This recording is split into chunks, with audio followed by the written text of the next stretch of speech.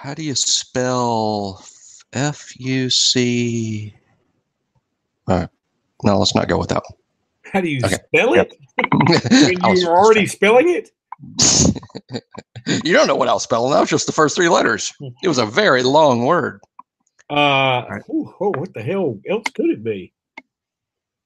All right, you ready to rock? Yep. Hey, everybody, and welcome into Talking Tuscaloosa. Luke Robinson along with Jimmy Stein. As always, Jimmy, how are you today? Good. My headphones may be defective, so I'm trying to keep very still as I talk today.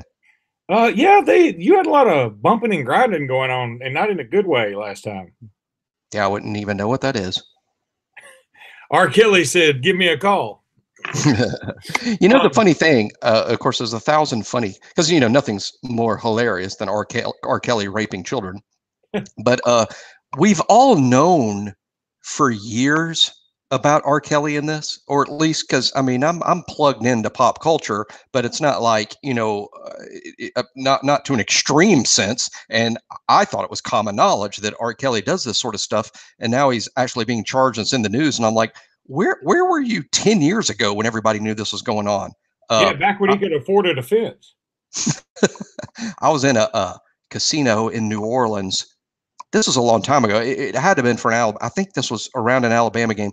It may have been Oklahoma or Ohio State, but it may have even been Utah. It was so long ago. But my point is, I was playing blackjack, which I don't normally do. I'm not a blackjack expert, but I had a couple hours to kill, so I just went to the blackjack table in Harrah's, and I'm sitting there, and I kept drawing these horrible hands, and I'm not a great blackjack player. I'm such a bad blackjack player. I don't even really know the difference between a great hand and a bad, but it seemed like I was drawing a lot of bad ones because I was drawing a hand where it was a difficult call whether I wanted to take another card or not. And after about the third or fourth hand in a row, it was just terrible. And I said it out loud to where the dealer could hear me and people on either side could hear me. I didn't announce it to the room, but it was funny to me at the time. I said, I'm drawing more 15s here than R. Kelly. And crickets. And crickets. Yeah. No laughs yeah. whatsoever. It's one of the reasons it's haunted me, because I still to this day think that was pretty funny. I mean, that was pretty funny for blackjack. Got no laughs. But my point is, I'm making R. Kelly sleeping with underage girls jokes a freaking decade ago. Well, so why is it a thing now? Well, what they said was, "Sir, we don't have the place for inappropriateness here in New Orleans." Exactly. We don't allow sin in the casino in New Orleans.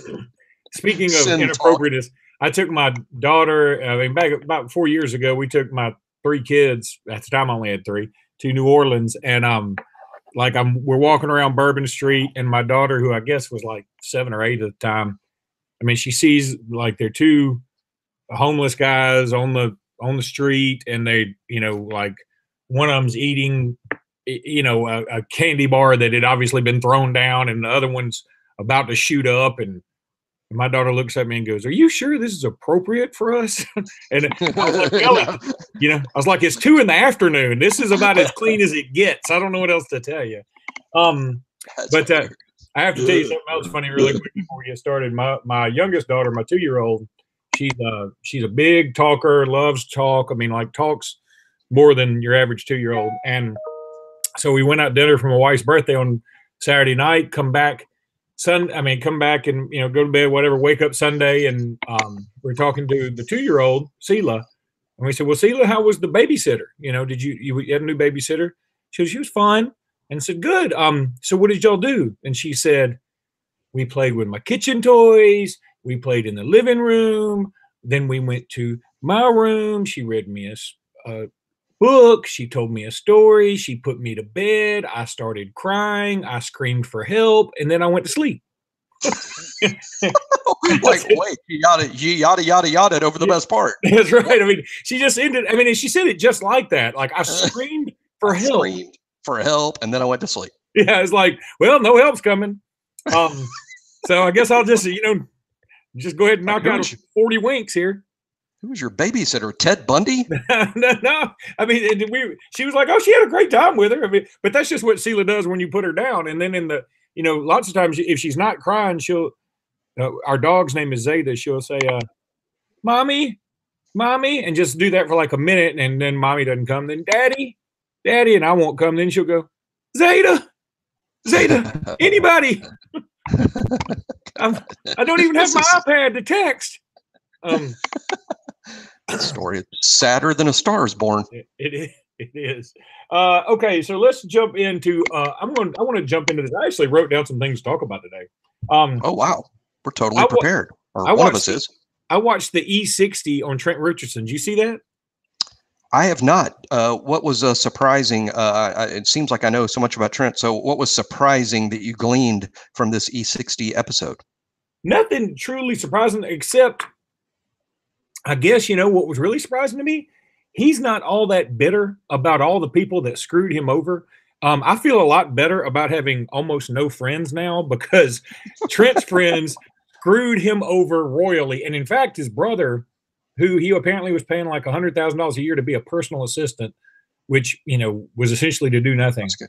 That's good work if you can get it. That's the irony is I bet someone that really, really needs a personal assistant like Taylor Swift. Yeah. She probably pays her personal assistant like $45,000.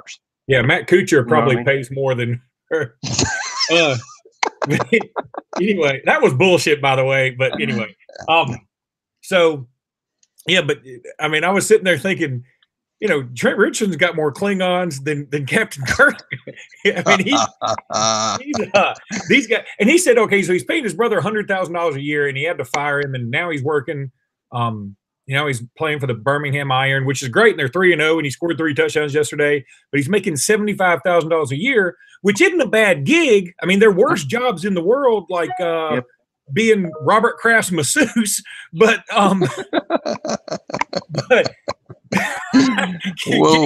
can you imagine? I got to get into that in a minute. But so they're trying to fire the assistant, and his brother. I'll give his brother some credit. His brother said they interviewed him afterwards. He's like, we all kind of screwed Trent. I mean, nobody can ever say Trent didn't do anything for anybody. He took care of all of us, and we screwed it up royally, is essentially what he said. And Trent, when he got traded, and one of the reasons apparently he was traded is because of all these Klingons and family members. He said he had like 28, 30 people living in this house in Cleveland that he paid, $800,000 for, but it had plenty of room.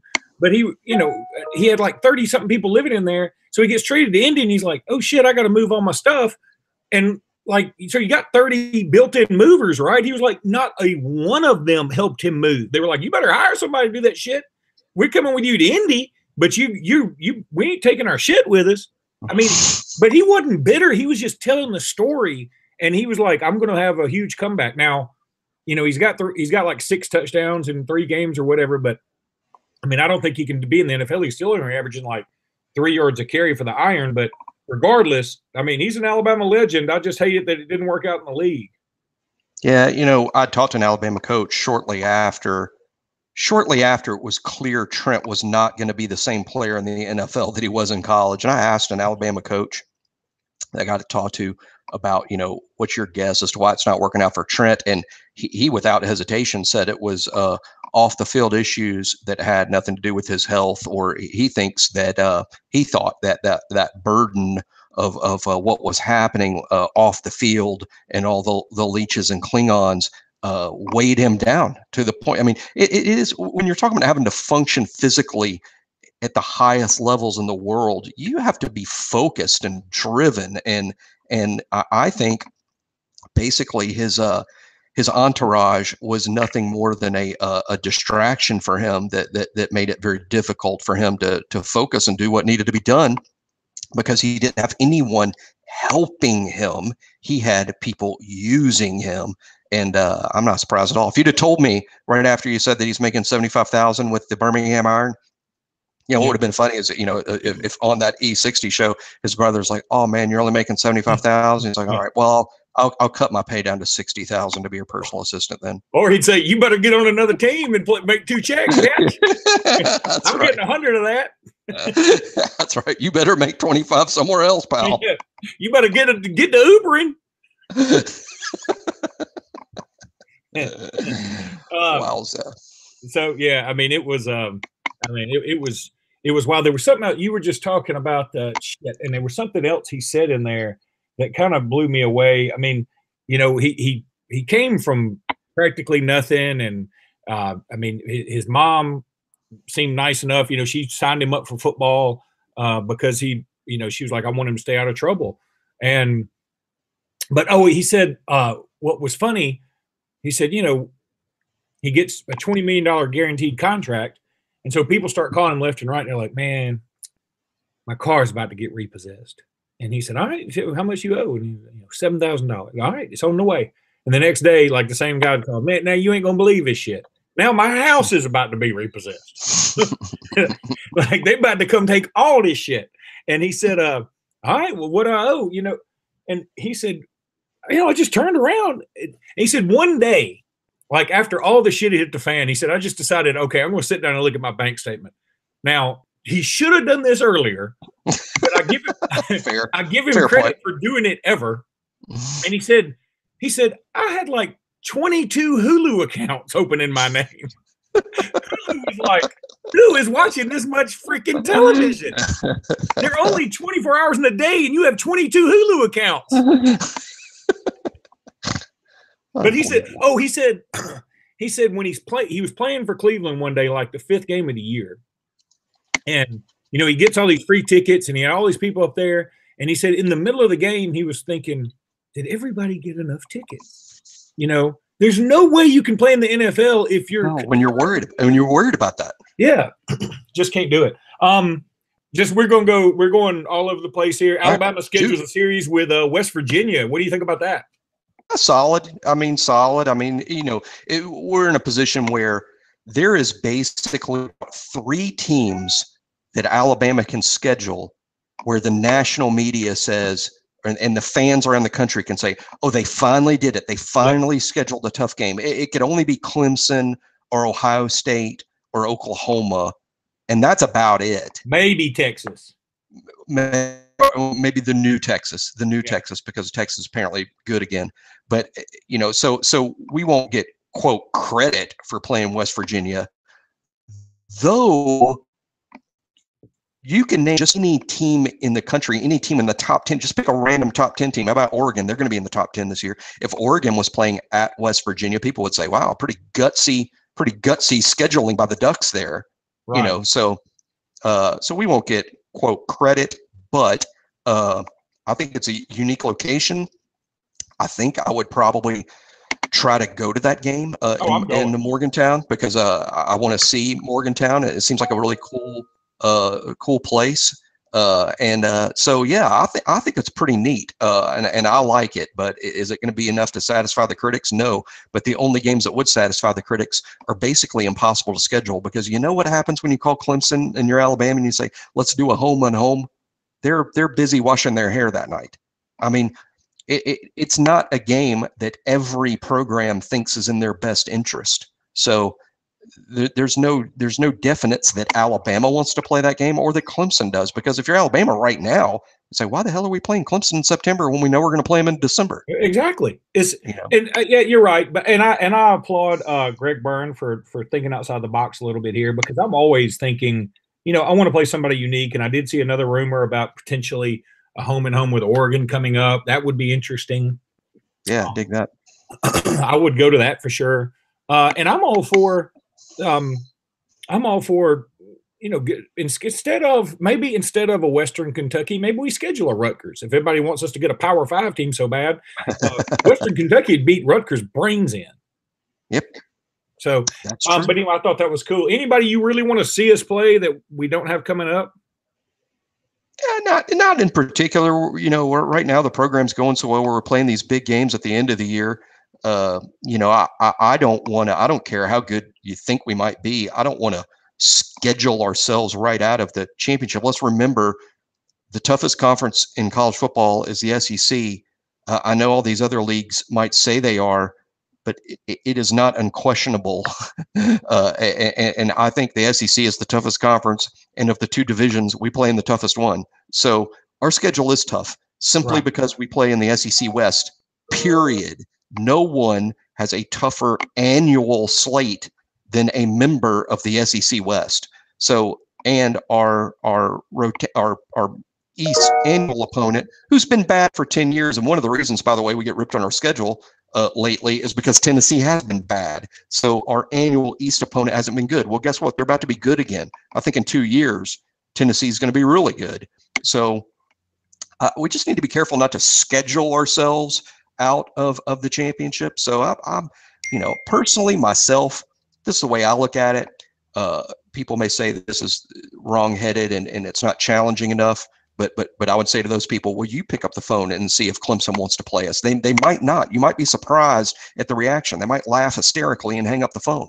But, what I would say about if we're going to play someone that's viewed as a top 10 program, that's great. But I'd want to play them in a neutral site. I think there's a lot more benefits to that. It makes it not as daunting to win the game as when you're on the road. Secondly, there's a huge recruiting thing to it. Third, you're guaranteed national primetime ABC television when you play an Oklahoma at 7. On opening weekend, Alabama versus Oklahoma would be a 7 p.m. game on ABC with Herbstreit and Fowler. Not to mention a big recruiting boost because we'd obviously be playing that game, in Atlanta or a place like that. So if we're going to play a top 10 team, I would like to play them in a neutral site. If we're like, no, let's play some home and homes, then I think West Virginia is perfect because it's a Power 5 team. It's a team that's occasionally really good and is usually good, period. And it's a unique place to travel where our fans haven't seen before. So I think West Virginia is an ideal home and home, and a great neutral site opponent would be Oklahoma, Ohio State, a really big name, Oregon, some big name team that's likely to be in playoff contention. I like those games in neutral sites, but that's just me. No, I'm pro neutral site guy. I mean, the campus thing is always super fun, but I like going to Dallas and shit like that. So I'm pro neutral site games. JJ Evans, wide receiver of Montevallo, commits to Auburn. Yeah. Disappointed? Big fan is. I don't know if disappointed is the right word because I'm certain that Alabama's going to sign a really good core of receivers, and it's early, and who knows if the kid could be flipped. I will say this, based on my film analysis of JJ Evans, he is a completely legitimate top 5 player in Alabama, a definitive top 10 guy, plenty good enough to play for Alabama or any college football team in the country. I think JJ Evans is I'm comfortable saying he's a national top 100 guy, but if he's not national top 100, he's right outside it. That makes him a very elite blue chip prospect. So I think, good for Auburn. I mean, he's a quality guy. I think JJ Evans and EJ Williams from Phoenix City are the 2 best receivers in Alabama. Not much separates them. They're very similar dudes to me.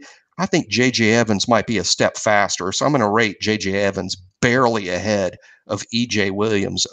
Very similar players to me, but I think J.J. might can outrun him. So I think he's another good in-state pickup, and Alabama's going to sign a premier elite group. I have no doubt in my mind that's the case.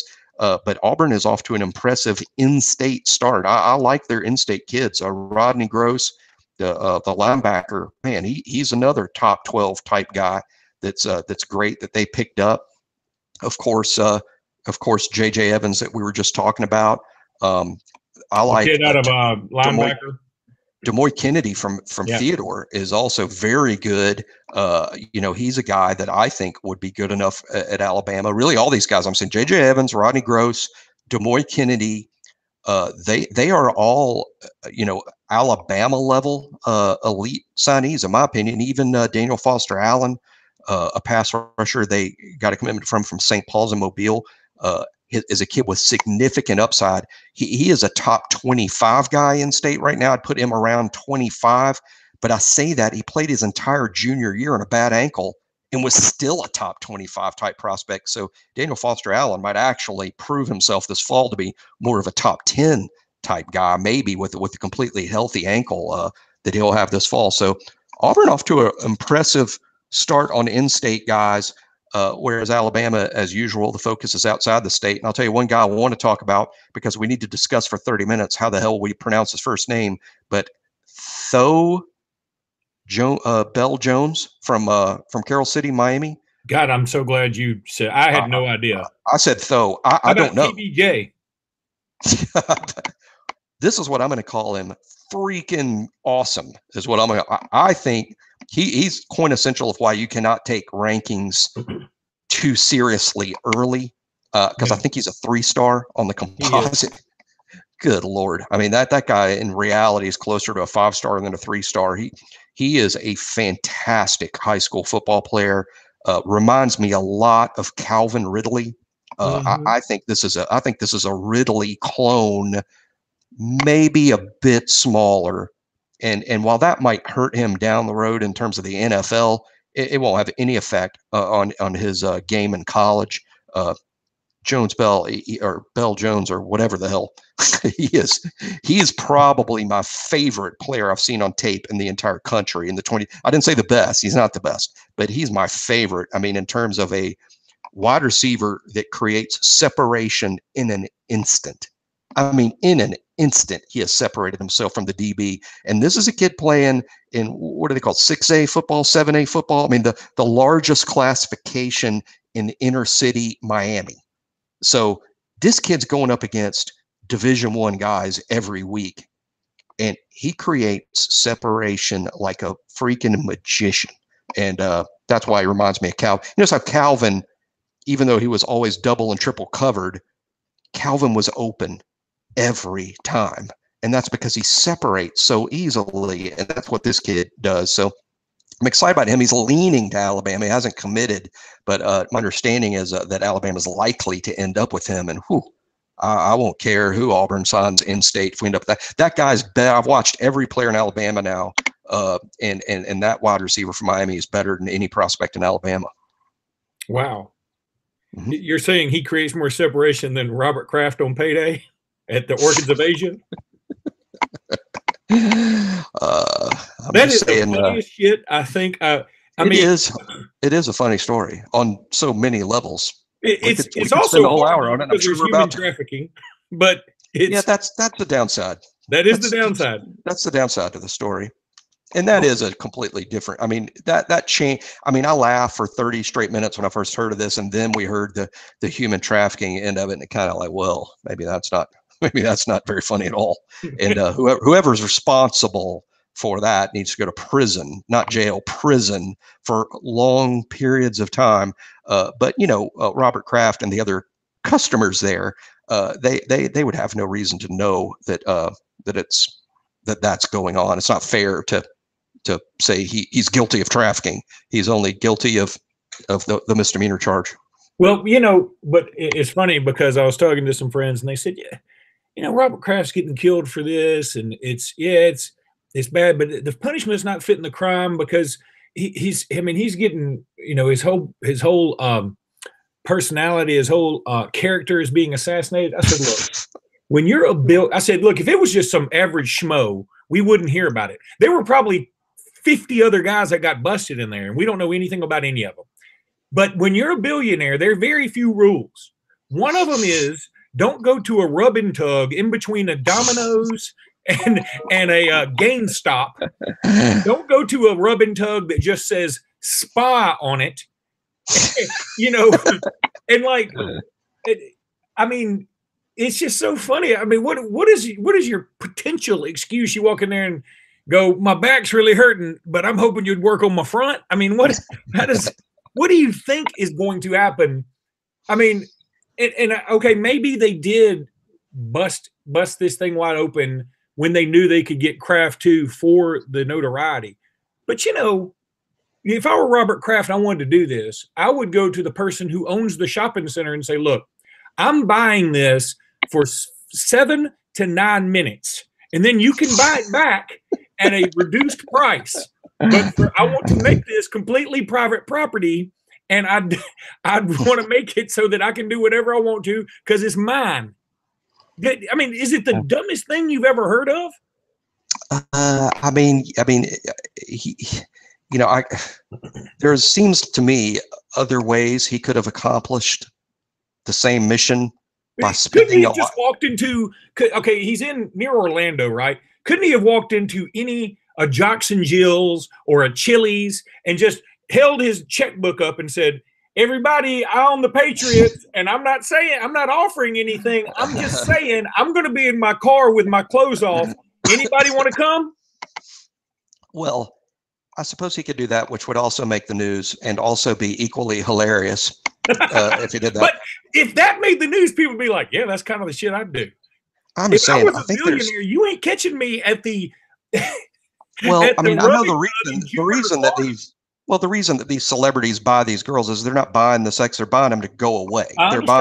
They don't want to, quote, date because that can create headaches for them. So they're trying to do sex without dating is what they're doing. Sex without dating, sex without post-date stalking. So that's why they do this. But there's an industry for rich people that I'm not rich, so I wouldn't really know, but there's an industry for rich people that live in around huge places like, Boston, where there are extremely high-end girls who are not trafficked, who are Tinder grown women that, well, I mean, but then you have a date stalking situation. I mean, I can see the point in doing what he's doing in terms of buying it, but gosh, the problem is he bought it. It's weird, and it's like the fallout. Look, if you got busted with the $50,000 a weekend escort, people are just around the country are just going to nod their heads and go, yeah. That sounds about right. Getting busted where he got busted makes it hilariously awful and terrible. It's like, dude, come on, break out the checkbook. I mean, those girls are paid to keep silent too. And if you get caught, it's not. It'd be the equivalent. If you get caught, and high five you.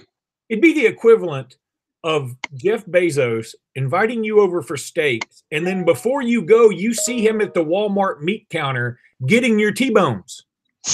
You'd be like, dude, why hadn't you just flown in the cow fresh and had it cleavered in your kitchen? Well, I mean, if he was caught with one of these $50,000 escorts that was a former Playboy playmate, and her picture got out and everybody see that, I mean, he'd be walking through the concourses at the Patriots games, and guys would be high fiving him. He'd be walking around like now he's not going to get high fives. Now he's not going to get high fives without everybody wearing a latex glove.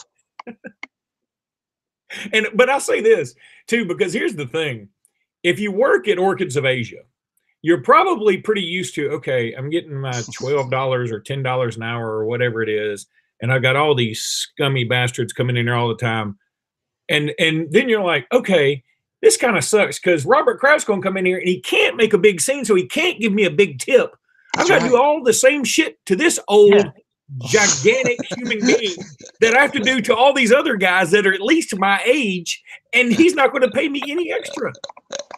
That is true. I think you've stumbled upon the real tragedy here. I mean, he got the same $50 treatment that the offshore driller that came in, the offshore driller who came in before him, who makes lucky to make $35,000 a year. He walks in and gets the same deal that the guy worth $7 billion gets. The next guy, and he's worth $7 billion, and get paid the same. There's some tragedy. If you Google the site or Google what the place looks like, it just says spa on it, which is already a big red flag. But in the window, it had like all the asterisks by, with what they do. Like one asterisk was bikini wax, one asterisk was full body massage, one asterisk was pedicure, and then there was an asterisk with nothing. I bet you Robert Kraft went in there and go, yeah, I want that one. The one you can't put on the window, I want that one. I did. I read one of the newspaper reports of the police said that in all their time surveilled, this is a spa. When you think of spa and massage, you think of women going on their little girls' day out, mom's day out, bachelorette parties, girls that go with their bestie for a day of shopping and at the spa. And the cops down there that have been surveilling this place said, no, we never observed a female customer walk in there. They never had one female customer. So I think it was pretty well known in the area what was going on at the old Orchid Spa. I mean, it's just, and to have it right there in the strip mall. I mean, it's like, you know what, honey, I got to go out for a while. I got some shit to do. I got to run by the GameStop, and then I'm going to go to Subway, and I'm probably a rub and tug. I mean, get my tires rotated. Which he did. Yeah. Just more Patriots getting their balls deflated. Well, and now we know why Tom Brady's so good at that 2-minute offense. He learned from the best. Yeah, that's funny. Okay. SEC basketball really quickly. Alabama gets a big win against Vandy, but you know what, Jimmy? We can't even enjoy it because we're up 20 points, and the sons of bitches almost come back on us. I don't know what is wrong with us in the final 5 minutes of a ball game, of every game, no matter big win, whatever. We suck in the last 5 minutes. Yeah, my theory is, this team's built a little different. Like, what's different? Because this hadn't been a thing until this season. I mean, and by that, I mean, obviously we haven't been great any season, but our failure to close out games has really been a thing this year. And I can't remember that in recent seasons being a big thing. And this is my theory as to that is because we're built differently. This team is better. This team is better offensively than the last several Alabama additions. It is a better offense that scores more points, that gets production from more places. And it's not just one guy like last year when basically our best offense was a clear out for Colin. Or we used to clear out for Trevor Elliford. Now it's a better offense, but we're not as good defensively. The numbers back that up. We're not great defensively. I think that's why teams come back on us late in games because we don't have a defensive stopper. When the other team gets on a little bit of a roll, they really get on a roll because we're not stopping the ball. We're not making shooters drive or drivers shoot because we're not great defensively. I think Herbert's pretty good defensively. I'm not sure anyone else is really good defensively. Dante's pretty good around the rim, but I wouldn't say that Dante's a great defender either. He's just okay. So I think because this is a different Alabama team, a team that's actually a little better on offense than they are on defense, I think that's why we don't close out games. I really don't know. I'm just grasping for straws, but that's my only explanation for it. Well, this is a new problem. It's also new that we're better on offense than we are on defense. And hey, when you're good on offense, when offense is what gets you to the dance, you can ask Auburn about this. Some nights offense just isn't there. I don't care how good you are. Some nights offense doesn't travel, but defense does. And we're not great defensively. And I think that's why we're just not great, period. And I don't think it's a lack of effort or a lack of coaching on that end because we're pretty good on defense the last couple seasons. I think it's just the specific personnel, the guys on the floor. For instance, just a couple like Tevin Mack, when he's in the game, he's usually having to play the 4, and he's a big threat offensively at the 4 because he's such a good athlete and he can stretch the floor for a 4, so it makes him tough to defend. But on the other end, that means Tevin is defending a 4, and he gets muscled up. He gets bumped around because he's not big enough to do that. And then on the perimeter, John Petty, I mean, he's long, but would anybody call Petty a good defender? Texas A&M hit the big shot, the banked in 3-pointer. I mean, he didn't stop the ball. That's right. So Petty is just average at best. Dazon's probably one of our better defenders, but one thing about Dazon is he can defend multiple spots. But here's the deal. We have to play Dazon at the point quite a bit because Kyra isn't used to playing 40-minute games yet. But when Dazon's at the point, that means he's guarding a point guard. And it's easy to imagine Dazon not being quick enough to do that. So when Dazon's guarding the point, we're not that good defending that spot. So I think it's the specific personnel, the way it just ended up, the way the cards were dealt. It's just not a great defensive team, but they can't score. And this is what I think. Forget what's going to happen in the SEC tournament, Luke. I'm just asking you. This is the way I look at it. Forget what's going to happen in the SEC tournament. I don't know. We may lose the first game. We may make it to Saturday. I don't know. But forget that. Last 4 games, how many do we need to win to get in? I think it's 2. I think if we go 2-2 and finish 9-9, I think that's good enough to get in. We might not have a great seed, but I think 2-2 gets us in. What do you think? I think 2-2 gets us in easily. Really? Okay. I mean, does 1-3 get us in? Oh, 3 just. I mean, we're talking about a much better seed. No, I'm talking. Does 1-3 get us in? Oh, does 1-3? Jeez. I guess it kind of depends on which one the 1 is. Which one? I think if we beat LSU, it might be. Yeah. I mean, if the 1 is over LSU, maybe, because LSU's ranked so high in all those metrics, deservedly so. So I think 2-2 needs to be the goal. Now, will we finish 2-2? Dude, I can see this team going 0-4. I can also see him going 4-0. No, I cannot see them going 4. There's no chance of 4. I wouldn't bet on that. I'd bet on 0-4 before I'd bet on 4-0. Yeah. But I think those are winnable. But we can beat anybody at home. We beat Kentucky at home. We beat Kentucky. We can beat LSU or Auburn. But winning those road games is going to be tough. But Arkansas is not great. And South Carolina is, I think that's the least likely game to win of the 4. That's another good question. Least likely win of the 4. Which one do you think it is? Is it LSU because they're so good, or is it at South Carolina? Yeah, I'd say it's at South Carolina. I'm with you. Me too. Auburn has proven to me now. If everybody's on their game, I think LSU 1, then Auburn 2 would be the toughest, and South Carolina may be the easiest. But if just going up there and if we just flub around like we've been doing, I think South Carolina's easily the toughest. That's what I think. And one final question: we're sitting right here. I think off the top of my head, this is right. We're 16-11, and we're 7-7 in the league, right? Mm-hmm. Okay. If we were 18-9, I'm just saying, if we were 18-9 and 8-6 in the league right now, we would be like, we're in, right? Oh, we're a 6 seed. Okay. The only thing it takes for us to be 18-9 and 8-6 in the league is 2 last-second, last-ditch prayers that went in for the opposition. That if they had boinked off the rim, that's where we're sitting. I mean, it's those 2 shots against Georgia, the Georgia State shot to beat us at the end, and the A&M miracle bank shot to beat us in Tuscaloosa. That's why we're not in right now. Those 2 shots. Very frustrating. You blow a 12-point lead against A&M on the road. At A&M. Oh, the chances have been there for sure. I'm just saying that, man, this year those 2 shots fell against us. Other years maybe they don't, and we're sitting here 18-9 and 8-6 in one of the toughest leagues. You said something interesting. You said offense doesn't travel and defense does, and so does Dazon Ingram. So maybe we have a shot.